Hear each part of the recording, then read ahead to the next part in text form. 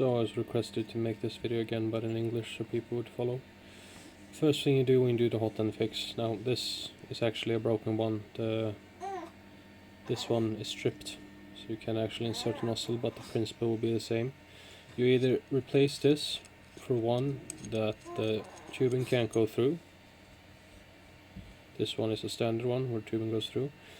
And you either replace this for one where the tubing doesn't go through, or you simply print the little washer you put inside that actually stops this from bottoming out, but it also stops the washer from going through.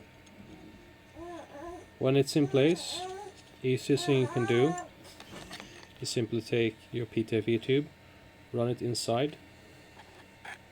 Let's see if we can do that now with this stripped one.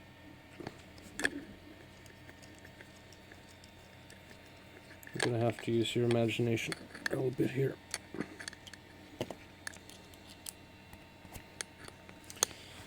You run it through the heat block so it bottoms out against that washer. Now this is gonna sit here when you do this, of course, and you just cut this tube flush against here. This is very important as flush, so use the block, cutting board, and just cut alongside it and you will have a flush cut.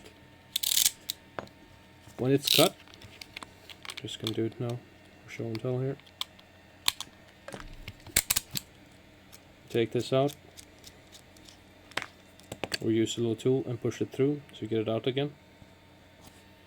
So you can see now I did not cut it flush, and I also lost, no, there it is, the coupler. Reinsert the coupler with your washer inside now. So it's probably going to sit something like this, and just hand tightening it down.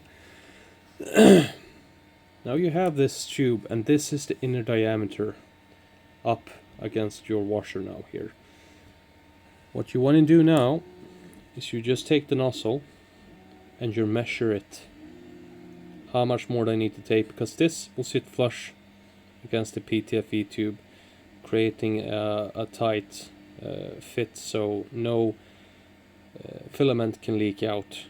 It can only go straight through nozzle. So you just measure how much you need to take out here, because in many cases the washer doesn't the nozzle doesn't bottom out in these. They actually stick out like a millimeter or something like that, and it all depends on how long this is, because it generally wants to tighten up against this. But now we want to be able to make this fit, because now this is too long. If we push this in now, we're gonna crinkle this and block the pathway. So we just measure that, okay, and I just roughly remove, you see that? It's just tiny amount. You just mark that, you cut that again,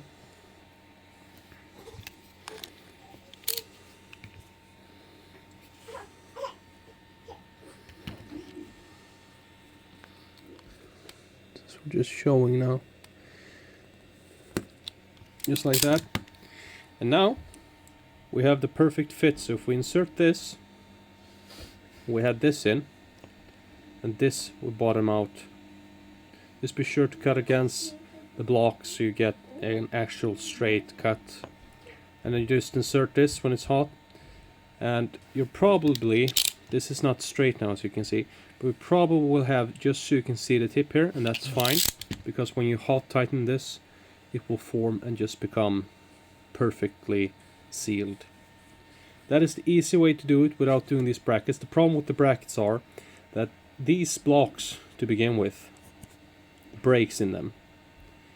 They tend to have different lengths depending on which revision you have. These can actually be a millimeter longer or shorter, and if you use the pre-measured, the brackets you can print, you will either crinkle them also and not get a filament path that's unblocked, or you will have a gap here, and that will cause all the same issue you had before, and that's no good. I hope this helped some people. If you have more questions, just leave them down below and I'll try to answer them. Have a nice one. Goodbye.